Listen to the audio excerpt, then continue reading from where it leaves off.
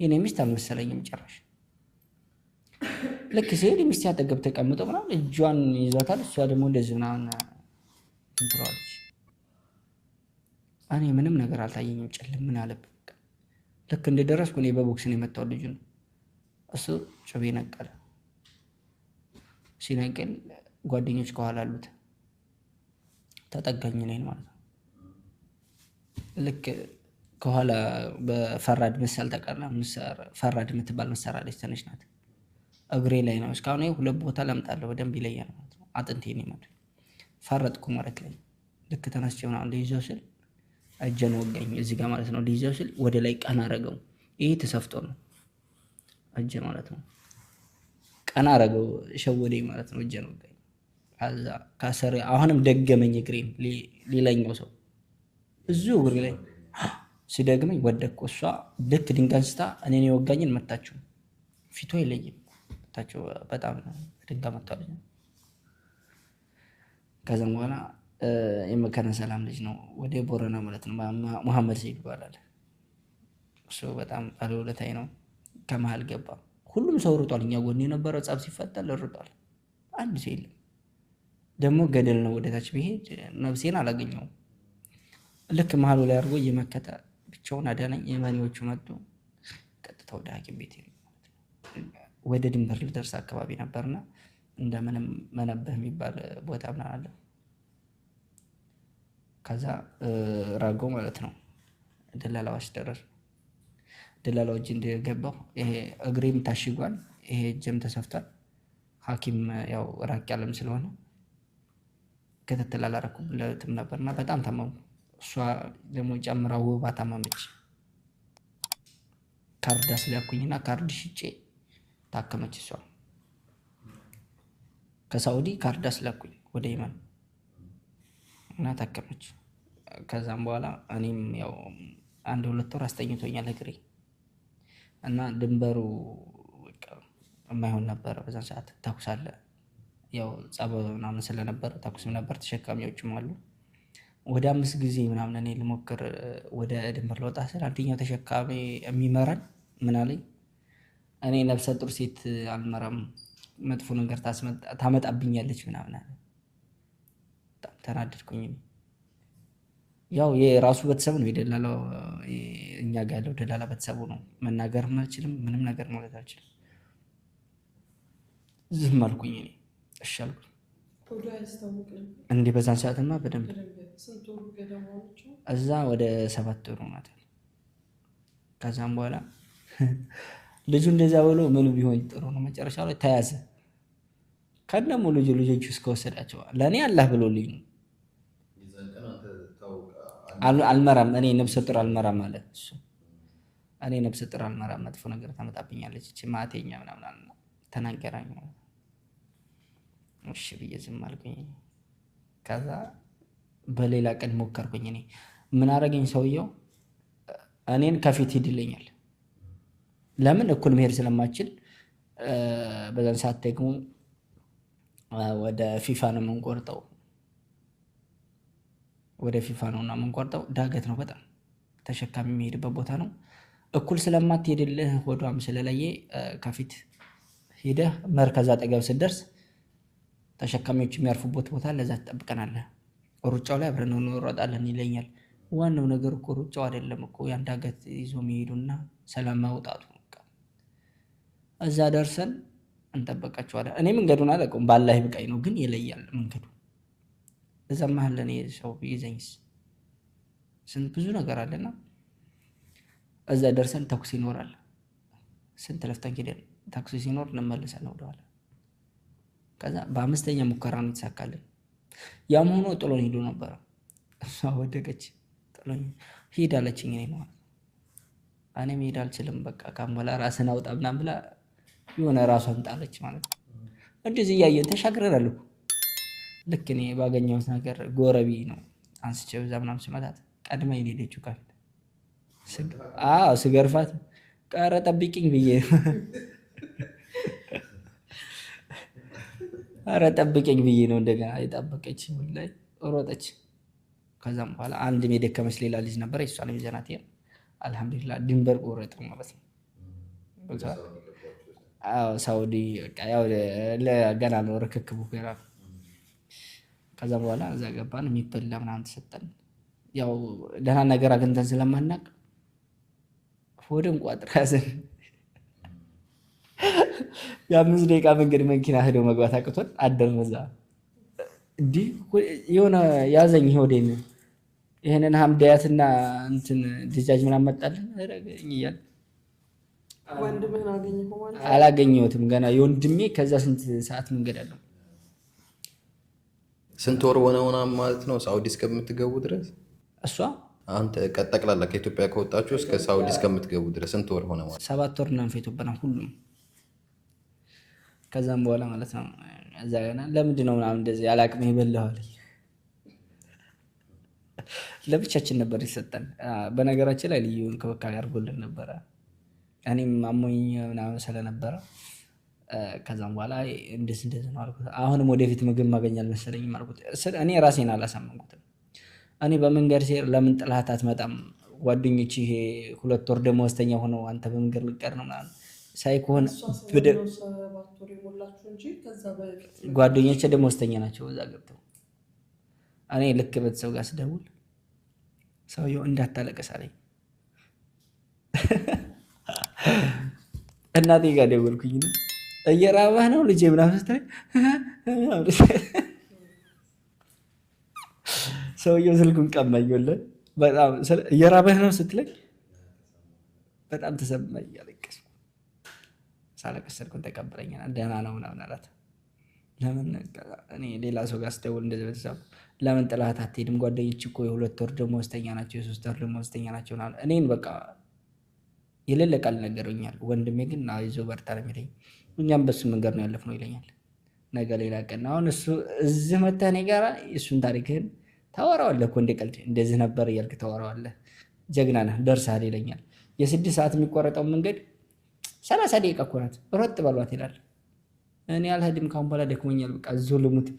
ወይ በመኪና ከሆነ 10,000 ድርሃም ከዛ ሪያል፣ ከዛ ውጭ ድንበር ማሳለፊያ 10,000 ከከፈል በመኪና ትጫናለህ ሲሉኝ ያን ሁላ ብር ወጥቷል እሱ። እንደገና ደግሞ ያን እንዴት ያወጣል? በቃ በመኪና ትጫናለህ። ቀላል አደረከው እንደ 10,000 ብር እኮ ነው አለኝ። እና 30 ደቂቃ ናት። እርፍ በልና በቃ አይዞሽ ብለህ እጇን ገትታራ አውጣት አለኝ። 6 ሰዓት ነው መንገዱ፣ 30 ደቂቃ የተባለ ማለት አትመለስ። ከኋላ የሚጮህ መሳሪያ እንዲህ ተስፋ ነው የሚያስቆርጠና አልሙሂም እንደዛ ብለን በግድ ወደ ሳውዲ ይገባል። እዚህ ሁሉ መከራ በኋላ ከወንድምህ ጋር ከተገናኛችሁ በኋላ እንዴት ነበር የሳውዲ ኑሮ? ያው ወንድሜ ጋር በነገራችን ላይ ተነፋፍቀን ነበር የተገናኘነው። ያው በተስፋ መቁረጥ ውስጥ ያው ገባው አልገባው ምናምን በሚለው ማለት ነው። እና መንገድ ላይ እኔ ወርጄ ቀጥታ መኪና መግባት ሲኖርብኝ ሩጬ ነበር እሱን ያቀፍኩት። ያመሃል እንዴ ምናምን ብሎ ገፍትሮ ወደ መኪና አስገባኝ ማለት ነው። እዛ ቦታ መጥፎ ቦታ ነው። ያው ህገወጥ ነን፣ ህገወጥ ሰዎች መጥቶ የሚቀባበሉበት ቦታ ነበረ። እና ሲቀበለኝ እንደዛ ወደ ቤት ወሰደኝ። ከዛ ፕሩስት ነው ምናምን የሚባል ምግብ ያላቀው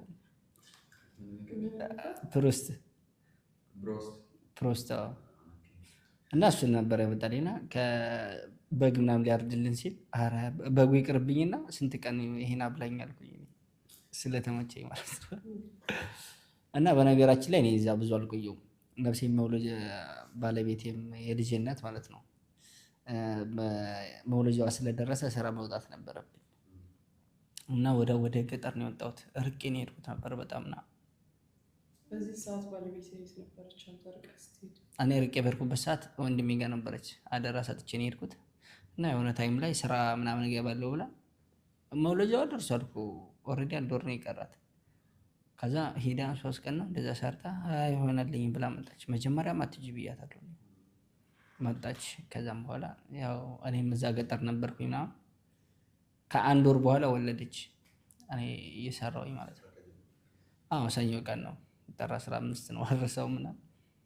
እና ልክ ወለደች ምናምን ሲባል እኔ በቃ ለማንኩ የደስታው ብዛት ማለት ነው። ማታ ታማ ነበረ ግን የነገረኝ የለም። ያው ይጨነቃል ምናምን በሚለው እዛ ታውቂያለሽ፣ ህገወጥ ስትሆኝ ደግሞ ሐኪም ቤት ምናምን ተጠቃኝ። አዎ የለም አዋላጅ ምናምን የለም። እና ያው ቤት የሚጠራል ህገወጥ አዋላጅ ነው። በየቤቱ የዞረች የምታክም አንድ ሶማሌ ነበረች። እሷ ተጠራችና ምናምን አዋለደቻት ማለት ነው። ከዛ እንደውም ወደ ከተማ አትመጣም ወይ ምናምን ስባል እኔ ያው ሰፖርት ማድረግ ስለምፈልግ ወደ ከተማ መግባቱን አልፈለጉትም። ለምን በጣም ብዙ ወጪ ጨፍጭፎ ነው የወሰደኝ ለእኔ ብሎ ማንም የማያደርገው እናትም አባትም አያደርገውም፣ እሱ ያደረገውን ማለት ነው። በጣም ጀግና ነው ወንድሜ ማለት ነው። እና ሰፖርት ለማድረግ ነው በቃ ያሰብኩት። ታውቃለች ይቺ ሴትዮ መጫት ናት። ሁለተኛ ላይ ደግሞ እሱን የሚደግፈው የለም፣ ያለው የሌለውን ባለትዳር ነው። ትዳሩን ጋር የሆነ እንትን ውስጥ እገባለሁ ብዬ እፈራለሁ። እሱ ያው እንደሌላ ቢያስበውም ለእኔ ግን ኖርማል አልነበረም። ገብቷል። ለእሱ አስብ ነበረ እኔ እና በዛ ምክንያት ነው እንደዚህ ንሳ ላይ እዛው እየሰራው እያለ ሰውየው ጋር ያለ መግባባት ተፈጠረ። የምሰራበት ቦታ ጀንበህ ብዬ ሌላ ቦታ ገባሁ እና እዛ በምሰራበት ታይም ያው ሳሳጥርልህ ማለት ነው እኔ ልጄን ለማየት አሰብኩኝ።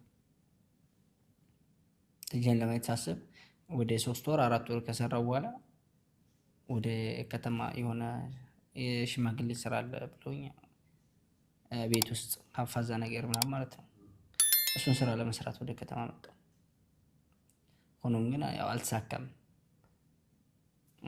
አልተገናኘንም ማለት ነው። እኔ ዳይሬክት ስራ ገባሁ።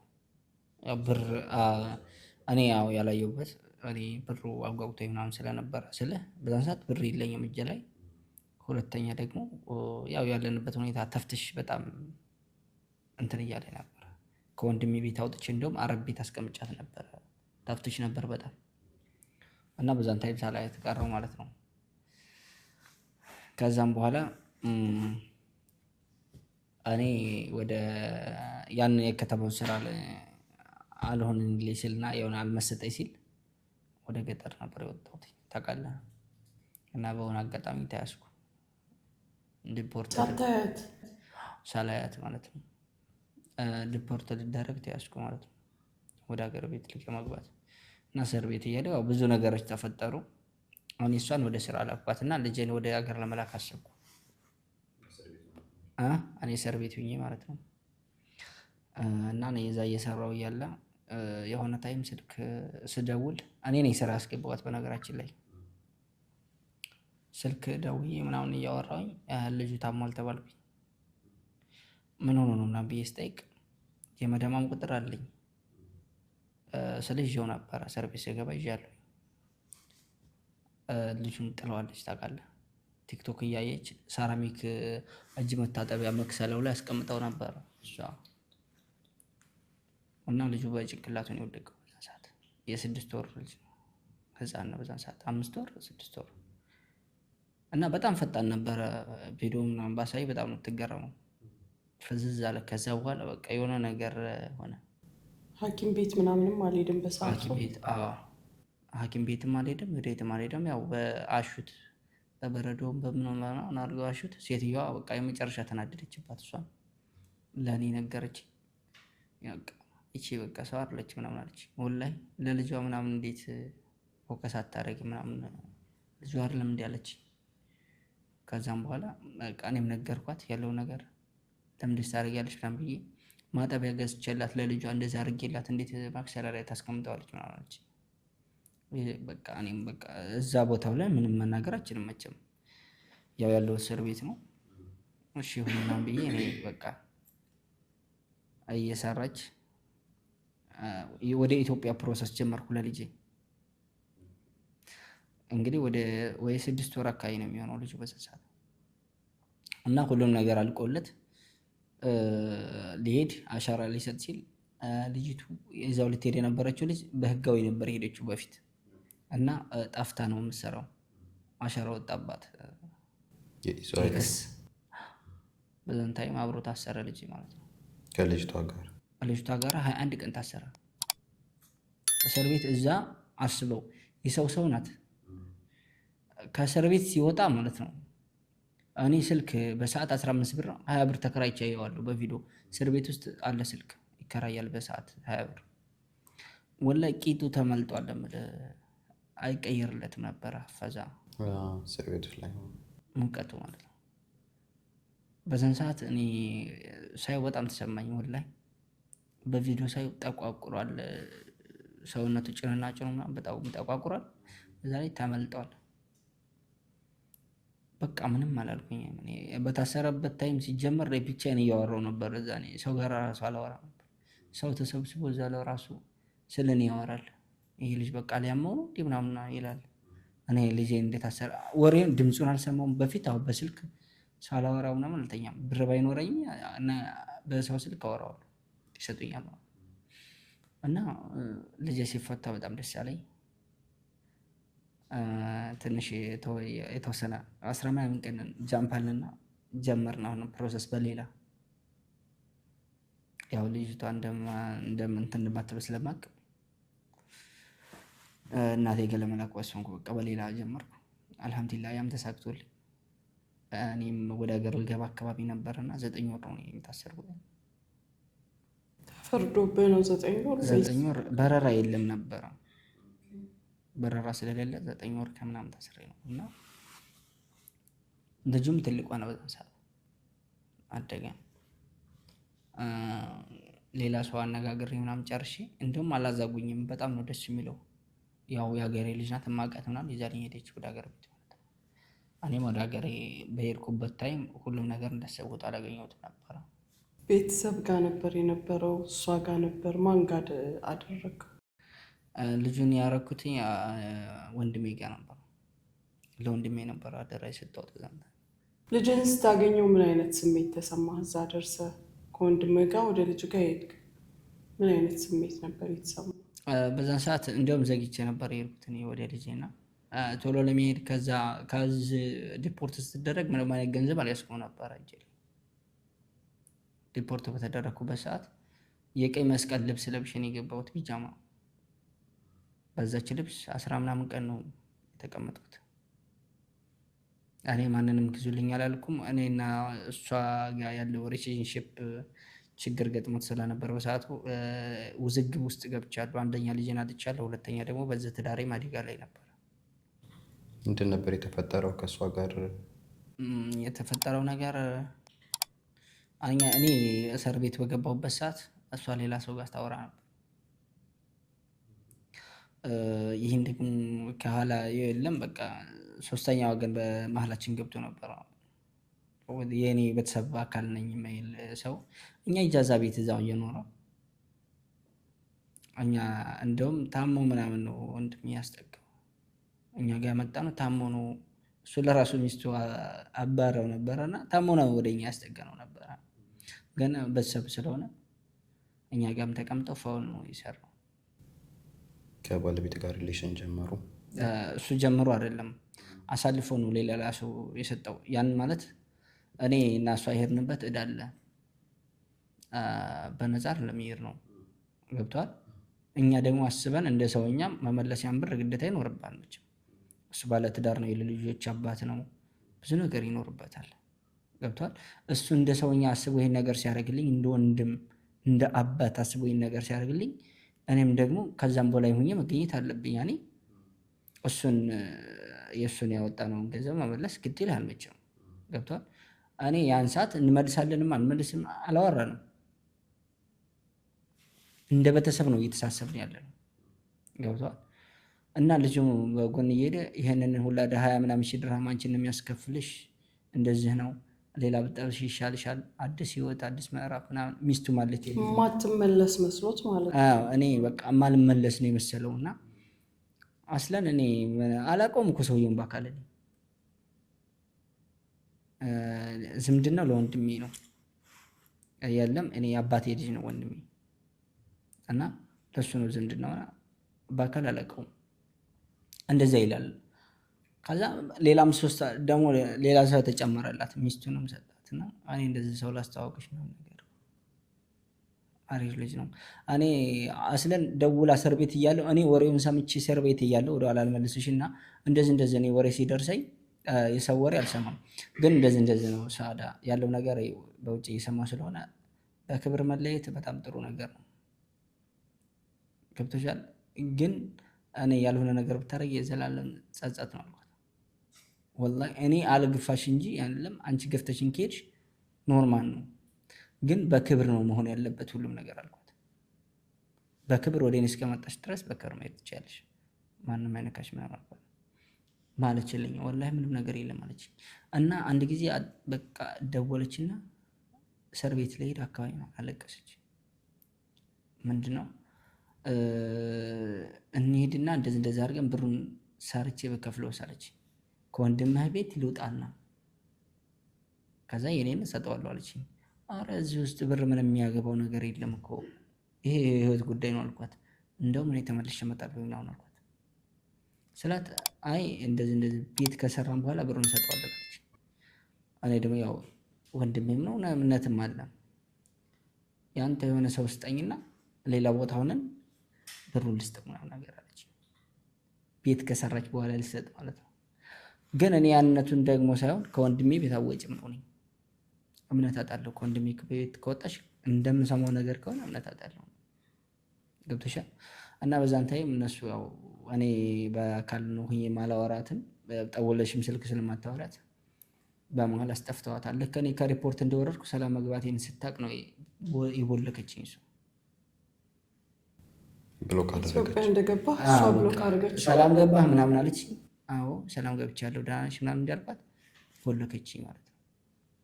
እና መጥፋቷን ወዲያውኑ የሰማሁት የዛችን እኔ ልክ ኢትዮጵያ እንደረገጥኩ እሷ ከወንድሜ ኢጃዛ ቤት ከመሰራበት ቤት ጠፋች። ከዛም በኋላ እኔ ታምታታብኝ ሁለቱም ሲሆን አልቻልኩም እና ወጣውና ሄድኩ ከቤት። ማንም በቃ ተመለስ ምናምን ያለኝ ሰው እንኳን የለም። በመንገድ ራሴን ሳገኝ በቃ በመንገድ እየሄድኩ ማለት ነው። አላመንኩም። ስልክ ደውዬ ምናምን እንደዚህ ብሎክ ነው ምናምን ሲለኝ ወላሂ በአይኔ እያየ አላመንኩም። በቃ ደወልኩኝ በሌላ ሰው ስልክ ምናምን አዎ በቃ ካሁን በኋላ አትፈልገኝ ምናምን አለች። የሰጠችው ሰበብ ነበር በሰዓቱ ምንም ልትመለስ ነበር እመለሳለሁ ምናምን የሚል ነገር ነበር ያወራችኝ ማለት ነው። ደግሜ ደጋግሜ ስደውል ማለት ነው። ግን እንዳትመለስ የሚያደርጋት ነገር ልጁ ይዞባት ነው። ገብቶሻል። አሁን በቃ እንዳትመለስ የሆነ ነገር ፋውል ይዞባታል። ያንን ምንም ነገር ሪሌሽንሺፕ የላቸውም በስ ይዞባታል። ከሻወር ቤት ምናምን ስወጣ ጠብቀው ይዞባታል።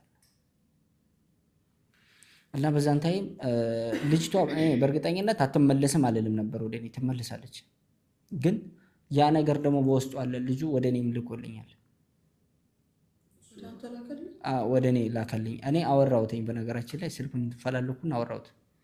ባለትዳር እንደሆነች የልጅ እናት እንደሆነች ምናምን ነገርኩት፣ እያወራሁት ከዛም በኋላ ፈተዋን ላከልኝ። ከአሁን በኋላ ቢዝኔስ ይላት አለኝ። እሷ ቢዝኔስ አይነት ነገር አለ። እኔ በጣም ተናደድኩ። በዛን ሰዓት ደግሞ እኔ ብር የለኝም፣ ልጄን ሂጅ የማይበት አንደኛ በጣም ተሰማኝ። ምንም አይነት ገንዘብ የለኝም። ከዛ እኔ አሁን ካሁን ሄድ ይሉኛል እያልኩ እየጠበቅኩ እኔ ሸንፈት አልወድም። እኔ ስጡኝ እንደዚህ አድርጌ ምናምን አልልም። በቃ አሏቸው ሞልታቸውን መስጠት አልፈለግም። አላስተውት ወንድሜ ደወለልኝ። ልጅህን አይተህ መጣህ አለኝ። ሳውዲ ያለው ማለት ነው። አረ የለም አልሄድኩም ብር የለኝም ስለው አካውንት ላከልኝ አለኝ። አላወጣውም ገና አልኩት። እሺ አውጣና ላከልኝ አለኝ። ላኩለት እጄ በቃ ልጅን ሳይሆን ማለት ነው። እሱም አንቺ እኔ አላውቅም መላይካ ይመስለኛል። ልክ ሳየው እኔ በህይወቴ እኔ እንደዛ አይነት ስሜት ተሰምቶኝ አያውቅም። የለም በቃ አመት ከምናምን ሆኖታል። የእሷ ቤተሰቦችም አሉ። እኔ ይጣሉኛልና አልሰማም። የለም በውስጤ በፊት አስብ ነበር፣ ግን በዛን ሰዓት ልጅ ስላለ ምንም ከውስጤ አውጥቼዋለሁ። በቃ ፎከስ የማደርገው ልጅ ላይ ነው እና ልጁን እጁን ሳየው ምናምን ሴትዮ ያለችኝ ቦታ ሳየው ልክ ናት የመታው ሲወድቅ። ከዛ እኔ ምንም ማድረግ ባለመቻሌ ተናደድኩኝ። ስታገኘው ልጅ ምን አይነት ሪያክሽን ነበረው? አባትነትህን አውቋል? ተሰምቶታል? በጣም ነበር ደስ ያለው። በዛን ሰዓት መቀመጥ አይችልም፣ አሞታል።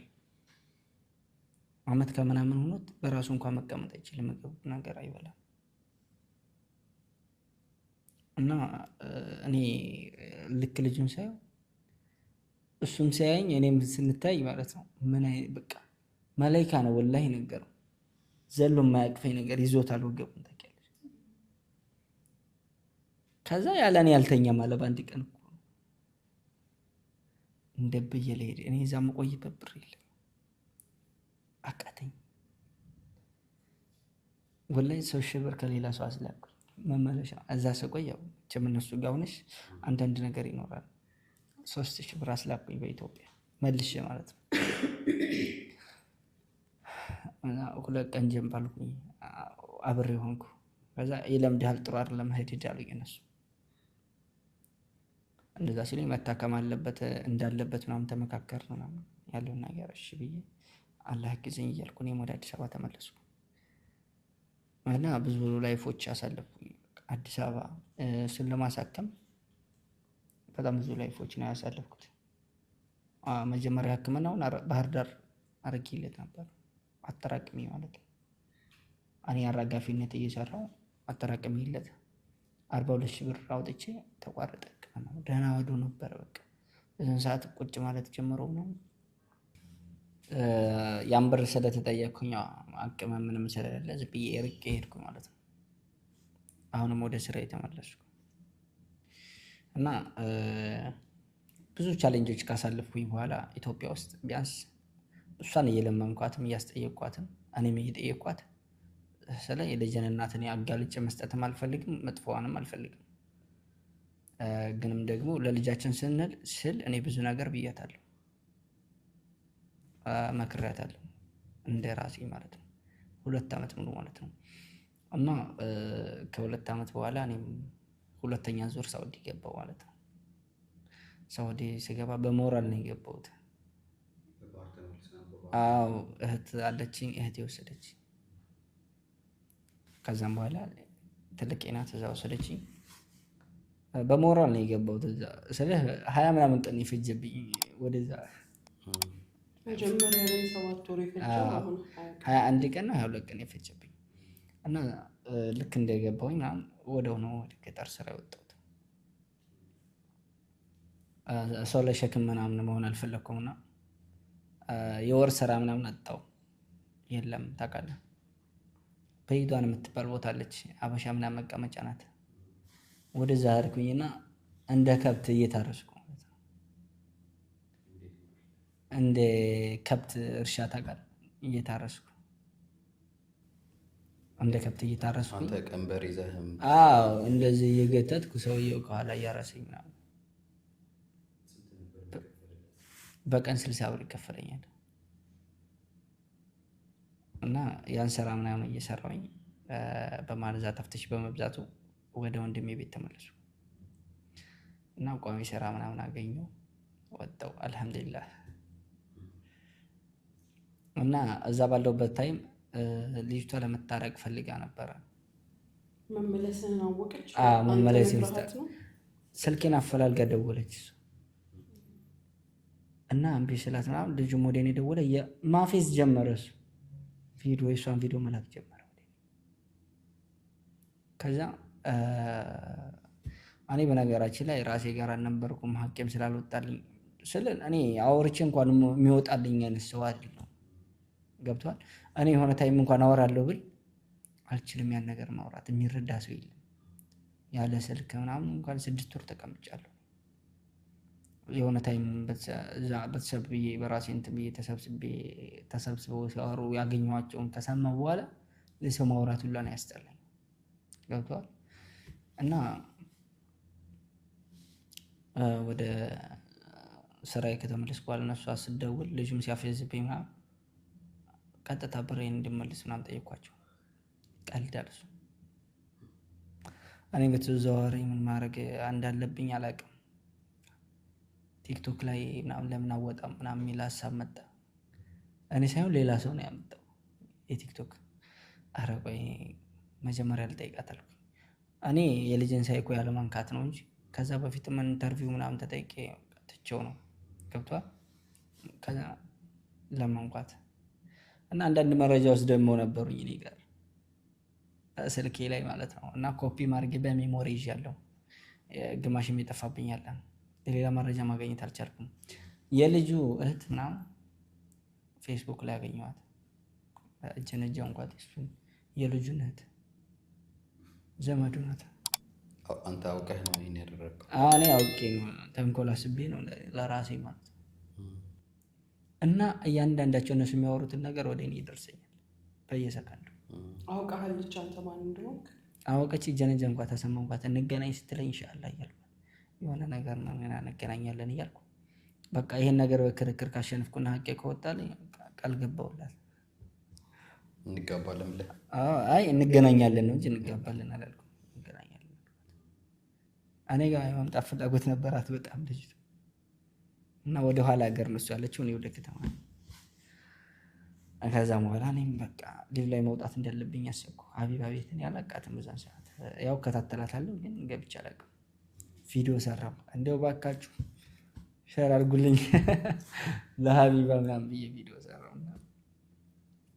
ሊቭ ላይ ገባሁ በነገታው በራሴ ቤት ሊቭ ላይ ገባሁና ከዛ 200 ሰው መጣ። በፊት 10 ሰው ማያየኝ መሆና ነው ምን ቸገር ገጥሞ ምናምን ይላሉ።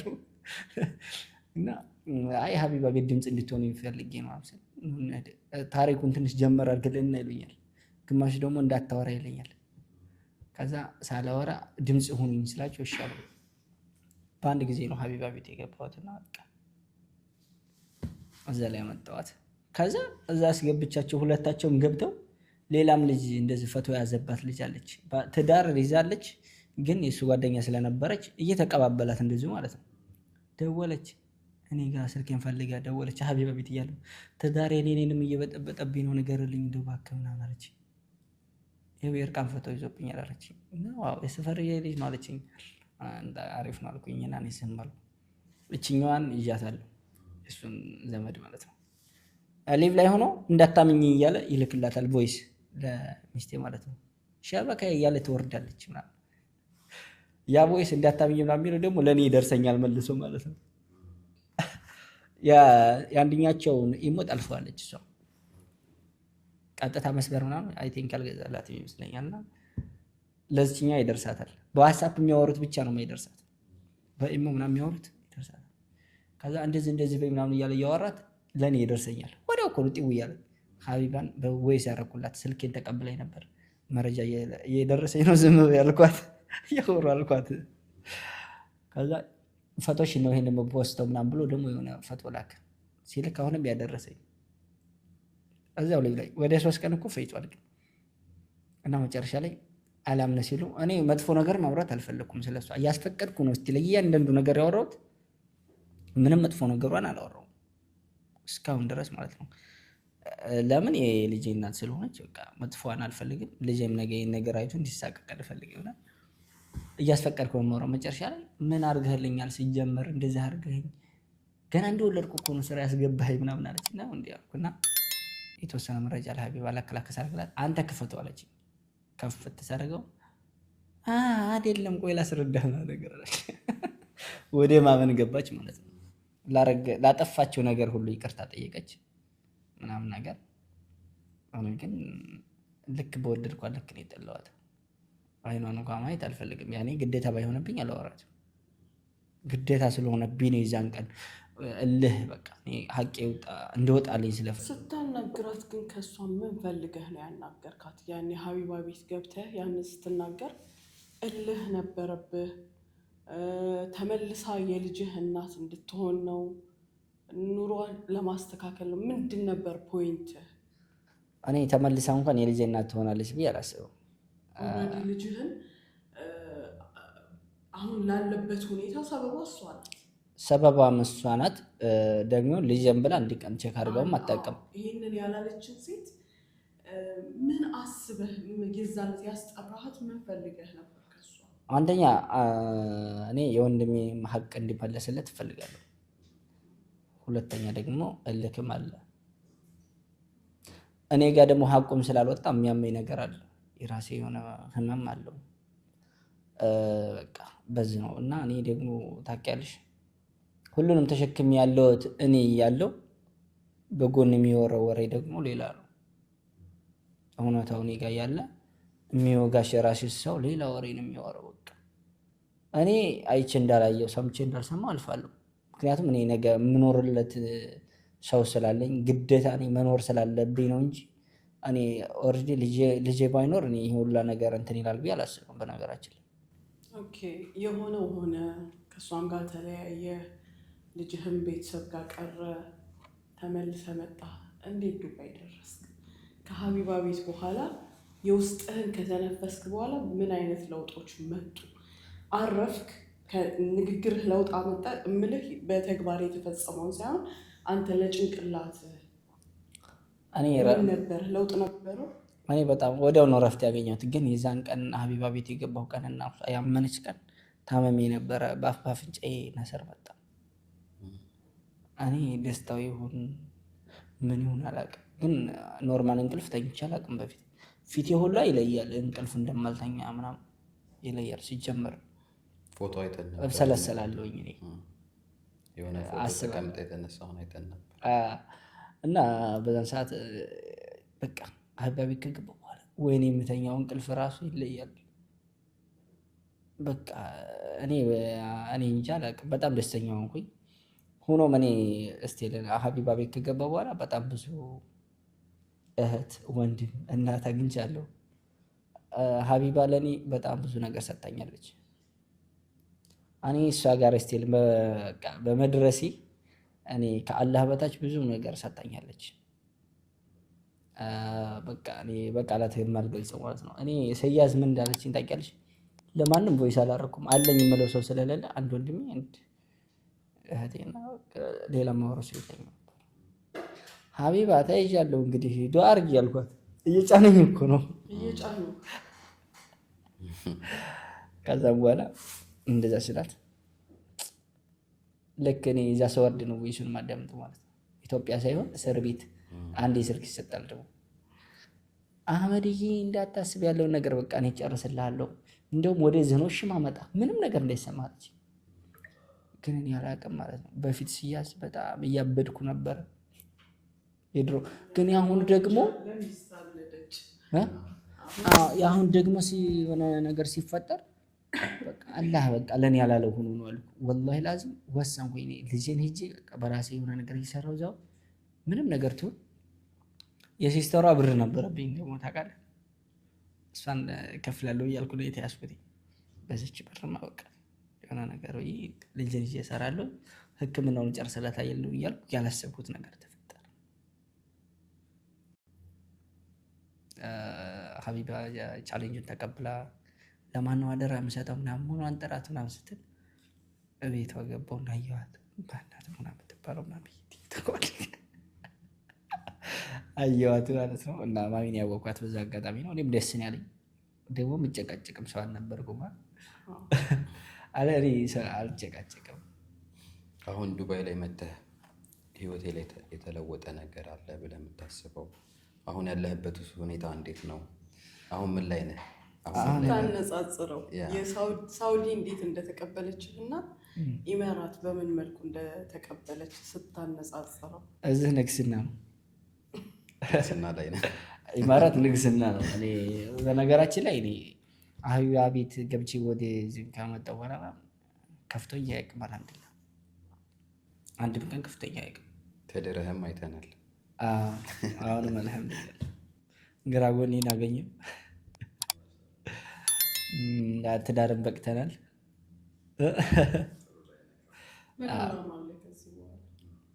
እኔ አላማዬ ብዙ ነው። አንደኛ ምን ልበልሽ፣ ልጄን ካለበት ስትረስ ማውጣት እፈልጋለሁ መጀመሪያ ኢንሻአላህ አላህ ጋር ማለት ነው። ከዛም በኋላ ደግሞ እናቴን ደስተኛ ማድረግ በተቻለኝ አቅም እናቴን ደስተኛ አድርጌ ራሴ ማንም የለህም አችልም ሲሉኝ ለነበሩት ሁሉ ሁኜ ማሳየት ነው። እኔ ለሰው ልክ መገባባት ምናምን እንደዚህ ሳይሆን ለራሴ ስል ቀይሬ ማሳየት ነው የምፈልገው። ኢንሻላህ አለገ ማለት ነው። እንግዲህ ምኞትህ እንዲሳካልህ የኛም ሙኒት ሾው ፖድካስት ይመኛል አይደለም። እንግዲህ አህመድ ብዙ ነገር ሰው ካንተ ይማራል ብለን እናስባለን። ብዙ ቻሌንጆችን አልፈሃል። ሰው የማያልፈው ነገር የለም። ብዙ ነገር ታልፎ ዛሬ ላይ ይደረሳል። የማይታለፉ የሚመስሉ ቀናቶች አልፈው ዛሬ አልሐምዱሊላህ ደስ የሚል ጊዜ ላይ ነው ያለው። ደስ የሚል ነገር ላይ ነው ያለው። ካንተ ብዙ ሰው ይማራል ብለን እናስባለን። ለዛም ነው የመጀመሪያ እንግዳ አድርገን ፕሮግራማችን ላይ ጋበዝን። አመሰግናለሁ እንግዳችሁ ስላደረጋችሁኝ። እንግዲህ ሁላችንም ከአህመድ የምንማረው ትምህርት ህይወት አትቆምም። ቀን ቆርጦ መቅበራ እስከምንገባ ድረስ ህይወት አትቆምም። የተለያዩ ገጽታዎች አሏት። የሚመጡትን ገጽታዎች አቀባበላችን ነው። እንችለዋለን፣ እናልፈዋለን። ሁል ጊዜ ተስፋ የሚባለው ነገር ሆዳችን ውስጣችን መጥፋት የለበትም። የመኖር ጉልበት፣ የችግሮችን ማሸነፊያ ጉልበት፣ ከአንድ ስቴፕ ወደ አንድ ስቴፕ መሸጋገሪያ ጉልበት ተስፋ ነው። ተስፋ ማድረግ፣ ትላንትን መጣል። ከተሸከምነው በፍጹም አንድም ነገር አንሻገርም። ምንም የሚያልፍ ነገር አይኖርም። ነገር ግን ትላንትን ጥለን ነገን ተስፋ ስናደርግ መንገዶች ራሳቸው ይከፋፈታሉ። የተሸከምነው ነገር ካለ ክብደቱም አያሻግረንም፣ አያስኬደንም። ግን የተሸከምነውን ነገር ጥለን ወደፊቱን እያየን የምንሻገር ከሆነ ትከሻችን ይቀለናል። የተሸከምነው ነገር ካለ መራመድ አንችልም። አንተ ወደፊት ፕላንህ ልጅህን፣ እናትህን ከፊት ለፊትህ አስቀምጠሃል። ራስህንም አልጣልክም። ሐምድላህ በህይወትህ የሚያስፈልጉትን ነገሮች ስራ፣ ትዳር፣ በዛ ላይ ያለህ ደግሞ ባህሪ ከማንም ጋር የሚያኖር ነው። ያንን ያለፍክ ሰው የ20 ቀን መንገድ 7 ወር ለሰው መስዋዕት አድርገሃል። ዛሬ ደግሞ ለልጅህ ለእናትህ አይዊሽ ፈጣሪ ያሳጥርልህ። አላማ ብለህ የያዝከውን ነገር ባጭሩ እንዲያስይዝህ እመኝልሃለሁ። እንግዲህ ይሄ ዛሬ የተማርነው ትምህርት ተስፋን ነው፣ ጥንካሬን ነው። ጥሎ የሄደን ነገር ጥሎ መሄድ ነው። የማይስተካከል የበሰበሰን ነገር መቅበር፣ የተበላሸን ነገር ማስወገድ። ከአንድ ነገር ጋር ስንታገል ስናቦካ ብዙ የሚያልፉን ነገሮች፣ ብዙ የሚያመልጡን ነገሮች አሉ። እድሜ ቀልድ አይደለም። አንተ እሷን ብትጠብቅ ኖሮ እሷን ለማቃናት ከእሷ ጋር ግራ ቀኝ ምናምን ብትል ኖሮ የዛሬቷ ሙሽሪትም ታመልጣለህ። እድሜም ደግሞ ቀልድ አይደለም። ነገ ለእናት መድረስ አለብህ። ማንም በቦታው አይጠብቅህም። እንግዲህ ብዙ እንደተማርን እገምታለሁ። ወደፊትህን አላህ ያሳምርልህ፣ ቅርብ ያርግልህ፣ ያችን ቀን ቅርብ ያርግልህ። እንግዲህ የመጀመሪያ ክፍል ፕሮግራማችንን እንዘጋ ይሆናል። የሙኒት ሾው ፖድካስት የመጀመሪያው ክፍል ከአህመድ ጋር የነበረን ቆይታ ይህንን ይመስላል። ቀጣይ ከሌሎች እንግዶች ጋር እንጠብቃችኋለን። ዩቲዩብ አካውንታችንን ሰብስክራይብ፣ ላይክ፣ ለወዳጅ ዘመዶቹ ደግሞ ሼር በማድረግ ለሁሉም አድርሱልን። ስለተከታተላችሁን እጅግ በጣም እናመሰግናለን።